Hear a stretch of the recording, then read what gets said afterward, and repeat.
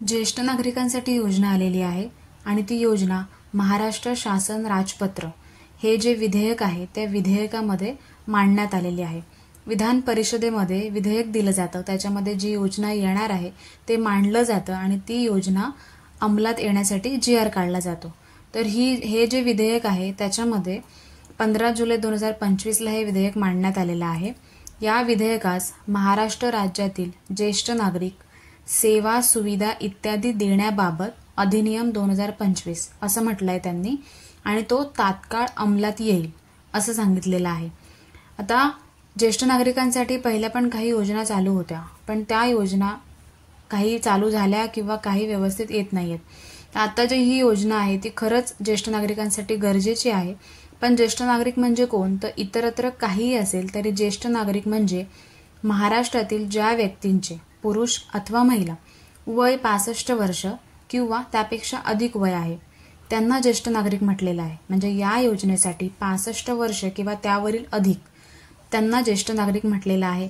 तर राज्यातील ज्येष्ठ नागरिकांसाठी राज्य शासन खालील सोयी सुविधा उपलब्ध करून देणार आहे।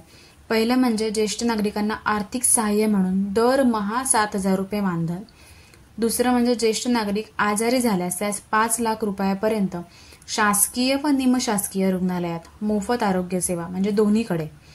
तिसरं म्हणजे ज्येष्ठ नागरिकांना दरवर्षी महाराष्ट्र दर्शनासाठी 15,000 रुपयापर्यंतचं अनुदान। चौथं म्हणजे ज्येष्ठ नागरिकांना वारस नसल्यास किंवा वारस त्यांचा सांभाळ करीत नसल्यास शासनामार्फत ज्येष्ठ नागरिकांची राहण्याची व जेवणाची इत्यादी सर्व व्यवस्था। आणि पाचवं, ज्येष्ठ नागरिकांच्या विविध समस्या व तक्रारीचे निवारण करण्यासाठी टोल फ्री हेल्पलाईन, म्हणजे कोणाला काही असेल तर ते त्या नंबरवरती तक्रार करू शकतात, असं एक टोल फ्री हेल्पलाईन नंबर। ह्या सगळ्या गोष्टी त्यांना देण्यात येणार आहेत।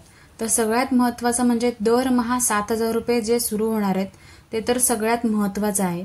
बाकी 5 लाखापर्यंत सेवा, 15,000पर्यंत दर्शनासाठी, ह्या सगळ्या गोष्टी त्याच्यामध्ये दुसऱ्या योजनांमध्ये येणार आहेत। तर ही जेव्हा योजना GR येईल या योजनेचा, त्याच्यामध्ये अटी दिलेल्या असतात, नक्की याच्यासाठी कोण पात्र आहे, काय काय अटी शर्ती असतात। तर त्या जेव्हा GR येईल तेव्हा त्याचा व्हिडिओ बनवला जाईल। आता ह्याचा उद्देश काय आहे या योजना काढण्यासाठी? महाराष्ट्र राज्यात दिवसेंदिवस ज्येष्ठ नागरिकांची संख्या वाढत आहे। अनेक ज्येष्ठ नागरिकांची आर्थिक परिस्थिती अत्यंत हालाकीची आहे। काही ज्येष्ठ नागरिक निराधार अवस्थेत जीवन जगत आहेत। वृद्ध काळात त्यांना विविध शारीरिक व्याधी जडलेल्या असतात, औषधोपचार घेण्यासाठी त्यांच्याकडे पैसे नसतात आणि त्यांना कोणी आर्थिक मदतही करीत नाही।